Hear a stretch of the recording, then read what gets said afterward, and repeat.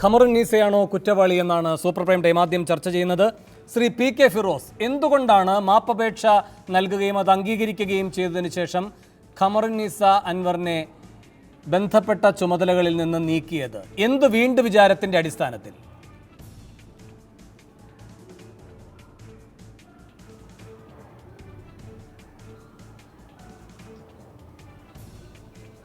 വേണു, ഏത് രാഷ്ട്രീയ പാർട്ടിക്കകത്ത് നിൽക്കുമ്പോഴും അതിനകത്ത് നിൽക്കുന്ന ആളുകൾ പാലിക്കേണ്ട ചില മര്യാദകളുണ്ട്. അത് മുസ്ലിം ലീഗിൽ മാത്രമല്ല, അത് ഏത് രാഷ്ട്രീയ പാർട്ടിക്കകത്ത് നിൽക്കുമ്പോഴും അത് വേണ്ടിവരും. അതാണ് നമ്മൾ പാർട്ടിയുടെ ചട്ടക്കൂട് എന്ന് പറയാറുള്ളത്. ഖമറുന്നീസ അൻവറിനെ സംബന്ധിച്ചിടത്തോളം അവർ മുസ്ലിം ലീഗിൻ്റെ ഒരു ഘടകത്തിൻ്റെ സംസ്ഥാന അധ്യക്ഷയാണ്. അപ്പോൾ അത്തരമൊരു പദവിയിലിരിക്കുന്ന ഒരാൾ കാണിക്കേണ്ട ഒരു ജാഗ്രത കാണിക്കാതെ വന്നപ്പോഴാണ് താൽക്കാലികമായി ഈ സ്ഥാനത്ത് നിന്ന് അവരെ നീക്കാൻ വേണ്ടി പാർട്ടി തീരുമാനിച്ചത്. നേരത്തെ അവർ മാപ്പപേക്ഷ നൽകിയിരുന്നു. എന്നാൽ മാപ്പപേക്ഷ നൽകി മാപ്പ് സ്വീകരിച്ചതിന് ശേഷം അതിനെ ന്യായീകരിക്കുന്ന തരത്തിൽ ഒരു പരാമർശം വന്നതായി പാർട്ടിയുടെ ശ്രദ്ധയിൽപ്പെട്ടപ്പോഴാണ് താൽക്കാലികമായി അവരെ നീക്കം ചെയ്യേണ്ടതുണ്ട് എന്ന് പാർട്ടിക്ക് ബോധ്യപ്പെടുകയും അങ്ങനെ നീക്കം ചെയ്യാൻ തീരുമാനിക്കുകയും ചെയ്തത്. അത് ഒരു വളരെ ഗൗരവമായൊരു വിഷയമാണ് എന്ന് എനിക്ക് തോന്നുന്നില്ല. അത് ഏത് പാർട്ടിക്കകത്തും സംഭവിക്കുന്ന സ്വാഭാവികമായ ഒരു നടപടിക്രമം എന്ന രീതിയിൽ മാത്രമാണ്. അതിനുശേഷം അതിൽ തൃപ്തി വന്ന് നടപടി വേണ്ട എന്ന് തീരുമാനിക്കുകയും ചെയ്യുന്നു. ഇതൊരു വെള്ളിയാഴ്ചയാണ്. അന്ന് രാത്രി ചിലർ ഈ പറയുന്ന വ്യക്തിയുമായി ടെലിഫോണിൽ സംസാരിക്കുന്നു, ഖമറുന്നീസ അൻവറുമായി. ആ പഴയ കാര്യങ്ങളൊക്കെ ചോദിക്കുന്നു. അവർ ആ സംഭവിച്ച കാര്യങ്ങളൊക്കെ പറയുന്നു. താങ്കൾ ഈ പറഞ്ഞതുപോലെ ഇതൊരു വലിയ കാര്യമല്ല എന്ന മട്ടിൽ ഖമറുന്നീസ അൻവറും സംസാരിക്കുന്നു. ആ ഭാഗം റെക്കോർഡ് ചെയ്ത് ഇവരിപ്പോഴും ഈ പിഴവ് ആവർത്തിച്ചുകൊണ്ടിരിക്കുകയാണ് എന്നോതിക്കൊടുത്ത ചിലരുണ്ട്.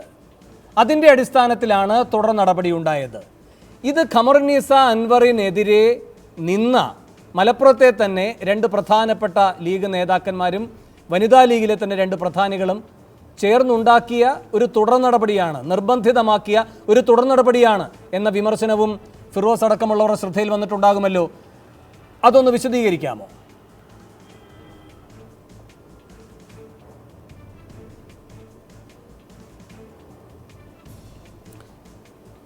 അല്ല, അത് വേണുവിൻ്റെ ഭാവനയായിട്ടാണ് എനിക്ക് തോന്നുന്നത്.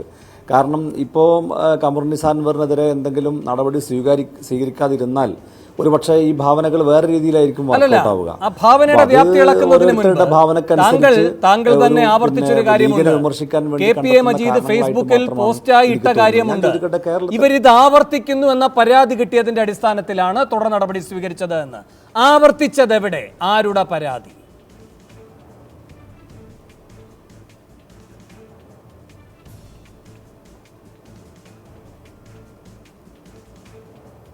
അല്ല, പിന്നെ വേണു, ഇപ്പം നമുക്കറിയാം കേരളത്തിലെ വ്യത്യസ്ത രാഷ്ട്രീയ പാർട്ടികൾ, ആ രാഷ്ട്രീയ പാർട്ടികളൊന്നും വേറെ ഏതെങ്കിലും രാഷ്ട്രീയ പാർട്ടികളുടെ ഫണ്ട് ഉദ്ഘാടനം ചെയ്യാറില്ല. ഇപ്പം നേരത്തെ വേണു പറഞ്ഞതുപോലെ കൈകൊടുക്കലും ആശ്രയിക്കലും അഭിനന്ദിക്കലും ഒക്കെ സ്വാഭാവികമായി നമ്മൾ കാണാറുണ്ട്.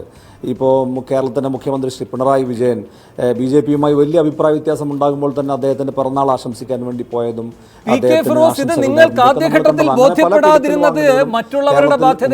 അങ്ങനെ ഉണ്ടാകണം.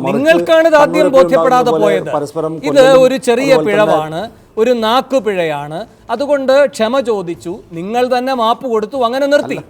പിന്നീടാണ് ജനറൽ സെക്രട്ടറി പറയുന്നത് ഇവർ ഇത് ആവർത്തിച്ചിരിക്കുന്നു, പരാതിയുണ്ട്. ആവർത്തിച്ചതെവിടെ? പരാതി ആരുടെ?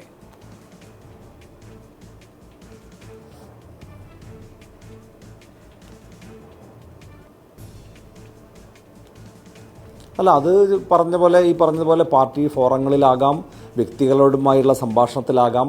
എന്തായാലും പാർട്ടിക്ക് ബോധ്യപ്പെട്ട ഒരു കാര്യം വേണു, മുസ്ലിം ലീഗിൻ്റെ ഒരു ഘടകത്തിൻ്റെ സംസ്ഥാന അധ്യക്ഷ എന്ന നിലയിൽ അവരുടെ ഭാഗത്തുനിന്നുണ്ടാവേണ്ട ഒരു ജാഗ്രത ഉണ്ടായിട്ടില്ല. ആ ജാഗ്രത കാണിക്കാത്തതുകൊണ്ട് താൽക്കാലികമായി ഒരു നടപടി വേണം എന്ന് പാർട്ടിക്ക് ബോധ്യപ്പെട്ടു. അതിന്റെ അടിസ്ഥാനത്തിൽ താൽക്കാലികമായി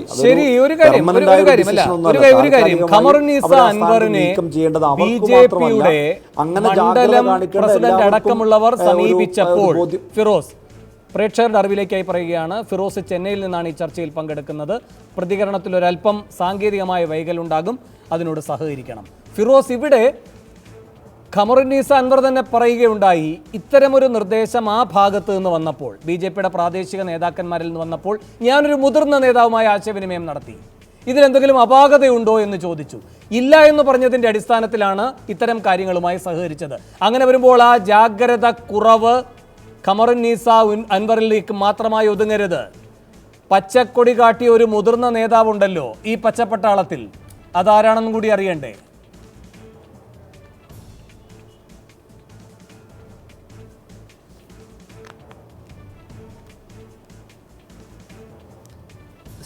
വേണു, ഇപ്പോൾ നമ്മുടെയൊക്കെ വീടുകളിൽ പല വ്യത്യസ്ത രാഷ്ട്രീയ പാർട്ടിയുടെ ആളുകളൊക്കെ ഫണ്ട് പിരിവിന് വരാറുണ്ട്. അത് പിന്നെ അങ്ങനെ വീട്ടിൽ വരുന്ന ആളുകളെ തിരിച്ചയക്കുന്ന ഒരു പതിവ് കേരളത്തിൽ ആരും സ്വീകരിക്കാറുണ്ട് എന്ന് എനിക്ക് തോന്നുന്നില്ല. അങ്ങനെ ഒരു പാർട്ടിക്ക് ഫണ്ട് ചോദിച്ചപ്പോൾ ഫണ്ട് കൊടുക്കുന്നതിൽ തെറ്റില്ല എന്നോ മറ്റോ അഭിപ്രായം പറഞ്ഞിട്ടുണ്ടാകാം. പക്ഷെ ഞാൻ മനസ്സിലാക്കുന്നത് BJP ഒരുക്കിയൊരു കെണിയായിരുന്നു. ഇത് ചാനലുകളെ, പ്രാദേശിക ചാനലുകാരെ കൂട്ടിക്കൊണ്ടുവന്ന് ഒരു ഫണ്ട് ഉദ്ഘാടനം എന്ന രീതിയിൽ BJP-യുടെ ഒരു ഔദ്യോഗിക പരിപാടി എന്ന നിലക്കാണ് അവരിത് സംഘടിപ്പിച്ചത്. എനിക്ക് അത്ഭുതം തോന്നുന്ന ഒരു കാര്യം, BJP-ക്കകത്ത് എന്തുകൊണ്ട് ഇത് ചർച്ചയാവുന്നില്ല എന്നുള്ളതാണ്. കാരണം മുസ്ലിം ലീഗ് പാർട്ടിയുടെ ഒരു ഫണ്ട് ഉദ്ഘാടനം മറ്റേതെങ്കിലും രാഷ്ട്രീയ പാർട്ടിക്കാരെ കൊണ്ടാണ് ഉദ്ഘാടനം ചെയ്യിക്കുന്നതെങ്കിൽ ആ പാർട്ടിയിൽ അല്ലെങ്കിൽ കോൺഗ്രസിനകത്താണെങ്കിൽ എന്തുമാത്രം അഭിപ്രായ വ്യത്യാസങ്ങളുണ്ടാകും. BJP-യുടെ ഒരു പരിപാടി എന്തിനാണ് ഇവർ മറ്റ് രാഷ്ട്രീയ പാർട്ടിയുടെ ഒരു പ്രതിനിധിയെ കൊണ്ട് ഉദ്ഘാടനം ചെയ്യിപ്പിക്കുന്നത്? അതിൻ്റെ രാഷ്ട്രീയം നമുക്ക് ബോധ്യമാണ്. കാരണം കേരളത്തിനകത്ത് അത്തരത്തിലുള്ള ഒരു രാഷ്ട്രീയ കുതന്ത്രം അവർ ആവിഷ്കരിച്ചു. മറ്റ് രാഷ്ട്രീയ പാർട്ടികളുമായി ബന്ധപ്പെട്ട് താങ്കൾക്കുള്ള ഈ വ്യക്തത സ്വന്തം പാർട്ടിയിലെ കാര്യങ്ങളിലും താങ്കൾ പ്രകടിപ്പിക്കുമെന്ന് ഞാൻ ആശിക്കുകയാണ് ഈ ചർച്ച പുരോഗമിക്കുന്ന ഘട്ടത്തിൽ. ശ്രീ AN രാധാകൃഷ്ണൻ, എന്തുകൊണ്ട് നിങ്ങൾ ഖമറുന്നീസ അൻവറിനെ കൊണ്ട് തിരൂർ മണ്ഡലത്തിലെ ഈ ഫണ്ട് ശേഖരണ പരിപാടി ഉദ്ഘാടനം ചെയ്യാൻ ആഗ്രഹിച്ചു? വേണു, ഞങ്ങൾ സംസ്ഥാന വ്യാപകമായി ഞങ്ങളുടെ കളക്ഷൻ കഴിഞ്ഞ കുറേ ദിവസങ്ങളായി ആരംഭിച്ചിരിക്കുകയാണ്. എല്ലാ ദിവസവും ഓരോ പ്രധാനപ്പെട്ട ആളുകൾ, സമൂഹത്തിൽ അറിയപ്പെടുന്ന ആളുകൾ, വളരെ പ്രധാനപ്പെട്ട ആളുകൾ, അവരെ കാണുകയും അവരുമായി ആശയവിനിമയം നടത്തുകയും അവരിൽ നിന്ന് കിട്ടാവുന്ന സംഭാവന സ്വീകരിക്കുന്ന ഒരു ശൈലി ഞങ്ങൾ സ്വീകരിച്ചിട്ടുണ്ട്. അതിൽ കേരളത്തിലെ പരമാവധി ആളുകളെ കാണുക എന്നുള്ളതാണ് ഞങ്ങളുടെ അടുത്തുള്ള നിലപാട്. ഈ മെയ് മാസം 30-ാം തീയതിക്ക് മുമ്പ് കേരളത്തിലെ എല്ലാ വീടുകളിലും കയറിയിറങ്ങി എല്ലാ രാഷ്ട്രീയ പാർട്ടിയിലെ പ്രവർത്തകന്മാർ, എല്ലാ ബഹുജനങ്ങളുമായി ഞങ്ങൾ സമ്പർക്കം നടത്തുകയും അവരെ കാണുകയും അവരിൽ നിന്ന് സാമ്പത്തിക സമാഹരണം സ്വാഭാവികമായും അവർ തരുന്നതിൻ്റെ അടിസ്ഥാനത്തിൽ സ്വീകരിക്കുന്നൊരു നിലപാടാണ് ഞങ്ങൾ സ്വീകരിച്ചിട്ടുള്ളത്. ഈ വിഷയത്തെ സംബന്ധിച്ച് എനിക്ക് മറ്റൊരു വിഷയം തോന്നിയത്, ഈ ഞങ്ങളിപ്പോൾ ഖമറുന്നീസ അൻവറിനെ കാണുന്നു, ആ ബഹുമാന്യായ വനിതയിൽ നിന്ന് സാമ്പത്തിക സമാഹരണം സ്വീകരിക്കുന്നു. അതിനെ സംബന്ധിച്ചിടത്തോളം ഞങ്ങളെന്തിന് ഈ വിഷയം ചർച്ച ചെയ്യപ്പെടണം? ഞങ്ങൾ കേരളത്തിനകത്ത് എല്ലാ ആളുകളെയും കാണും. ഞങ്ങളുമായി ബന്ധപ്പെട്ട വിഷയങ്ങൾ ജനങ്ങൾ ചർച്ച ചെയ്യപ്പെടുന്നതിൽ ഞങ്ങൾ അതീവ താല്പര്യത ഞങ്ങൾക്കുണ്ട്. ഞങ്ങൾ കോൺഗ്രസ് നേതാക്കന്മാരെ കാണും, കമ്മ്യൂണിസ്റ്റ് നേതാക്കന്മാരെ കാണും, എല്ലാ രാഷ്ട്രീയ പാർട്ടികളും. അൻവറാണല്ലോ ഇപ്പോൾ നിങ്ങൾ ഒരുക്കിയ കെണി എന്ന് ശ്രീ PK ഫിറോസ് പറയുന്ന കാര്യത്തിൽപ്പെട്ടത്. താങ്കൾ പ്രാദേശികമായി അന്വേഷിച്ചിരുന്നോ? ഈ ഖമറുന്നീസ അൻവർ ആദ്യം തന്നെ നിങ്ങളുടെ ഇത്തരം ഈ ഒരു നിർദ്ദേശം വന്നപ്പോൾ അതിനോട് ആദ്യം അനുകൂലമായി പ്രതികരിച്ചില്ല. പിന്നീട് മുതിർന്ന നേതാക്കളുമായി ആശയവിനിമയം നടത്തി അനുമതി കിട്ടിയതിന് ശേഷമാണ് സഹകരിച്ചതെന്നാണ് അവർ പറയുന്നത്. ഇതുമായി ബന്ധപ്പെട്ട ഇത്തരം കാര്യങ്ങൾ അവിടെ ഉണ്ടായോ ഇല്ലയോ എന്ന് താങ്കൾക്കറിയുമോ? ഇവിടെ ഞങ്ങളുടെ മണ്ഡലം അതുപോലെ ജില്ലാ നേതാക്കന്മാരുമായി സംസാരിച്ചു. ഞാൻ മനസ്സിലാക്കിയത് ഖമറുന്നീസ അൻവർ എന്ന് പറയുന്നത് പ്രത്യേകിച്ച് ആ പ്രദേശത്ത് എല്ലാവരും ബഹുമാനിക്കുന്ന മാന്യമായൊരു കുടുംബത്തിൽപ്പെട്ട അംഗമാണ്. എല്ലാവർക്കും ഒരു സ്വീകാര്യതയുടെ മുഖം അവർക്കുണ്ട്. ഞങ്ങൾ പല ഘട്ടങ്ങളിലും പല സംവിധാനങ്ങളുമായി ബന്ധപ്പെട്ട് പല ആളുകളെയും പല പരിപാടിക്ക് വിളിച്ചിട്ടുണ്ട്. ലീഗിൻ്റെ പല നേതാക്കന്മാരും ഞങ്ങളുമായി ബന്ധപ്പെട്ട് ഒട്ടനവധി പരിപാടികളിൽ വന്നിട്ടുണ്ടല്ലോ.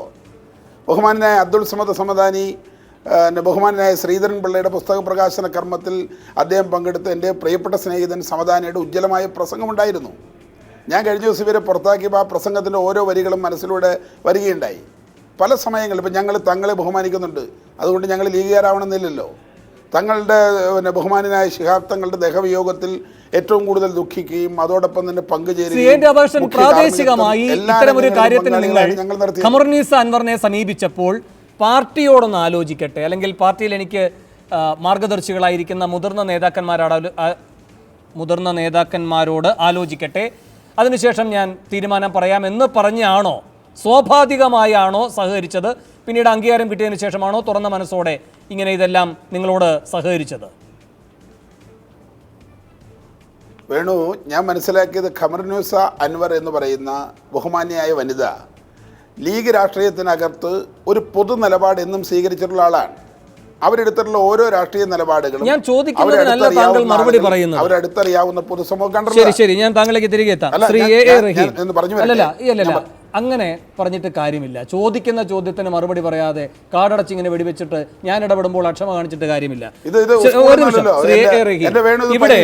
ഇവിടെ ഫിറോസ് പറയുകയായിരുന്നു, ഇവിടെ ആശ്ലേഷം, ഹസ്തദാനം ഇതൊന്നും തെറ്റല്ല, ഇതൊക്കെ മാന്യമായ ഒരു സഹകരണത്തിന്റെ രീതികൾ മാത്രമാണ്. പക്ഷേ ഖമറുന്നീസ അൻവർ ചെയ്തതാണ് വലിയ തെറ്റ് എന്ന്, അങ്ങനെയാണോ? അതൊക്കെ ശ്രീ പി കെ ഫിറോസിൻ്റെ നിരീക്ഷണമാണ്. എനിക്ക് പി കെ ഫിറോസിനെ പോലൊരു ചെറുപ്പക്കാരൻ ലീഗിൻ്റെ പുതിയ തലമുറയിൽ പോലും ഒരു പ്രതീക്ഷ വയ്ക്കേണ്ടതില്ല എന്ന് ഒരിക്കൽ കൂടി തെളിയിക്കുകയാണ്. വേണു, ഇത് എത്ര കാലമായി തുടങ്ങിയിട്ട്? ഞാൻ 1960 ജനസംഘവും കോൺഗ്രസും ലീഗും ഒരുമിച്ച് ചേർന്ന് മത്സരിച്ചത് EMS-നെതിരെ പട്ടാമ്പിയിൽ. 91 സഖ്യത്തെക്കുറിച്ച് ഞാനതൊക്കെ നിൽക്കട്ടെ, ഞാൻ സമീപകാലത്തുണ്ടായ സംഭവങ്ങൾ പറയാം. ഖമറുന്നീസ അൻവറിൻ്റെ നടപടിയിലേക്ക് പോകുമ്പോൾ നിങ്ങൾ നോക്കൂ, ലീഗിൻ്റെ സംസ്ഥാന കമ്മിറ്റി ഓഫീസിൽ ആസ്ഥാന മന്ദിരത്തിൽ RSSൻ്റെ കേരളത്തിൻ്റെ ഏറ്റവും വലിയ ചീഫ് വിളിച്ചിരുത്തി വർത്തമാനം പറഞ്ഞ കാര്യം നാം മറന്നുപോയിട്ടില്ല. അത് അടച്ചിട്ട മുറിയിലെ ചർച്ചയായിരുന്നു, രഹസ്യ ചർച്ചയായിരുന്നു. ഇതിപ്പോൾ മാധ്യമങ്ങളുമായി ഖമറുന്നീസയുടെ വീട്ടിൽ പോയതിനെക്കുറിച്ച് പറയുന്നുണ്ട്, അത് അടച്ചിട്ട മുറിയിലെ ചർച്ച. എന്തായിരുന്നു നിങ്ങളുടെ ചർച്ച? ഏറ്റവും ഒടുവിൽ ഇവിടെ ഇപ്പോൾ ഈ സംഭവം നടന്ന സ്ഥലത്തിനൊരു പ്രത്യേകതയുണ്ട്, തിരൂരാണ്. അവിടെയാണ് കൊടിഞ്ഞി ഫൈസലിൻ്റെ വധം നടന്നത്. ഈ RSS ഇപ്പോൾ നടത്തുന്ന, BJP ഇപ്പോൾ നടത്തുന്ന ഈ ഫണ്ട് ശേഖരണത്തിൻ്റെ ലക്ഷ്യം ഞാൻ മനസ്സിലാക്കുന്നത് ശരിയാണ് എങ്കിൽ അവരുടെ കേസിനെ സഹായിക്കുന്ന ഫണ്ടാണ്. ഇപ്പോൾ കൊടിഞ്ഞി ഫൈസലിൻ്റെ പ്രതികൾ ഉൾപ്പെടെയുള്ളവരെ സംരക്ഷിക്കുന്നതിനുള്ള പൈസയ്ക്കാണ് ഖമറുന്നീസ അൻവർ കൊടുത്തത്. ആ വിഷയത്തിൽ ലീഗ് നടപടിയെടുത്തതിന് ശേഷം ശ്രീ പി കെ ഫിറോസ് ഈ ചർച്ചയിലെ വിശദീകരണം താങ്കൾ ശ്രദ്ധിച്ചിട്ടുണ്ടാകും. താൽക്കാലികം മാത്രമാണ്, രണ്ടും പറയുന്നില്ല. ഒരു നിലപാട് ഫിറോസിനും ലീഗിനും ഇല്ല എന്ന് ഈ ചർച്ചയിൽ വ്യക്തമാക്കുന്നുണ്ട്. താൽക്കാലികം മാത്രമാണ്. ഞാൻ ചോദിക്കുന്നു, അങ്ങനെ ഒരു ഫണ്ട് പ്രവർത്തനത്തിൽ നടപടിയെടുത്താൽ അത് കർശനമായ നടപടിയെടുക്കാൻ പോലും എന്തുകൊണ്ട് ലീഗിന് കഴിയുന്നില്ല? ലീഗിന് കഴിയില്ല.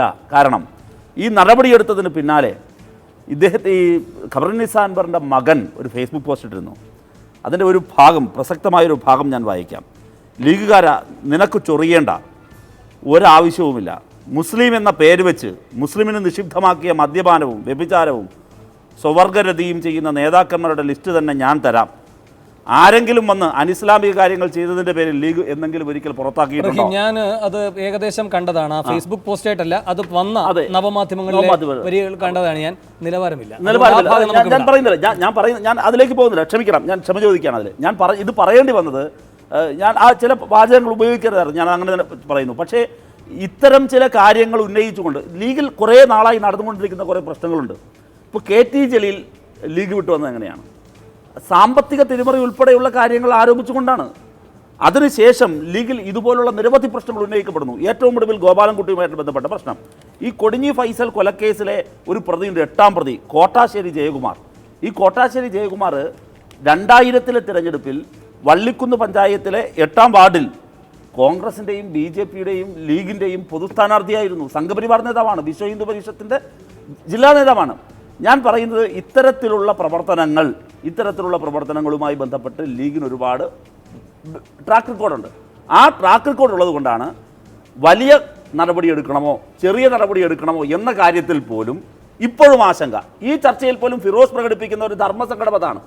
എങ്ങനെ അഭിസംബോധന ചെയ്യാം എന്നതിനെ സംബന്ധിച്ച് ഇപ്പോഴും ശ്രീ NP ചെക്കുട്ടി, ഇപ്പോൾ സംഘപരിവാറുമായുള്ള സഹകരണമാണ് ഖമറുന്നീസ അൻവർ ചെയ്ത കുറ്റമെങ്കിൽ ലീഗിൽ തന്നെയുള്ള വലിയൊരു വിഭാഗം പറയുന്നുണ്ട് അത് ഖമറുന്നീസ അൻവറിൻ്റെ മാത്രം തെറ്റല്ല, ലീഗിൽ നിന്ന് കിട്ടുന്ന രാഷ്ട്രീയ വിദ്യാഭ്യാസത്തിൻ്റെ ദൗർബല്യമാണത്, രാഷ്ട്രീയമായ അനുശീലനത്തിൻ്റെ ദൗർബല്യമാണത്. കാരണം അവർ കാണുന്നത് ആരെയൊക്കെയാണ്?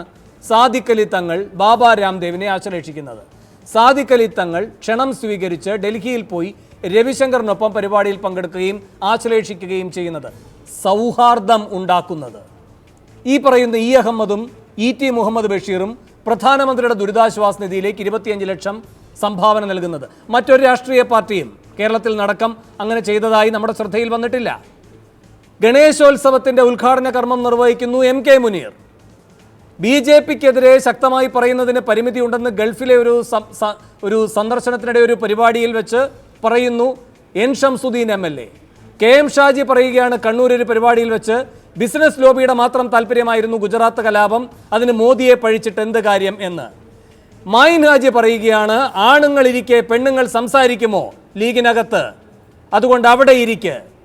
അതുപോലെ തന്നെ നൂർബിന റഷീദിനെയും ഇതുപോലെ തന്നെ അപമാനിച്ചിറക്കുന്നു മറ്റൊരു പരിപാടിയിൽ, ലീഗിൻ്റെ തന്നെ KMCCയുടെ ഒരു പ്രവാസി സംഗമത്തിൽ വെച്ച് കോഴിക്കോട്. അപ്പോൾ ഇങ്ങനെ ലിംഗനീതിയുമായി ബന്ധപ്പെട്ടായാലും സംഘനീതിയുമായി ബന്ധപ്പെട്ട കാര്യത്തിലായാലും ലീഗ് ഒരു വലിയ പിഴവല്ലേ, ലീഗ് ഒരു വലിയ കുറ്റവാളി കൂട്ടമല്ലേ, അതിൽ നിന്ന് അടർത്തിയെടുക്കാൻ കഴിയുന്ന ഒരു പിഴവ് മാത്രമല്ലേ ഖമറുന്നീസ അൻവർ ചെയ്തിട്ടുള്ളൂ. അതാണ് ഏറ്റവും വലിയ പിഴവ് എന്ന് പറഞ്ഞ് വലിയ സംഘപരിവാർ വിരുദ്ധതയുടെ ഒരു മുഖമായി ലീഗ്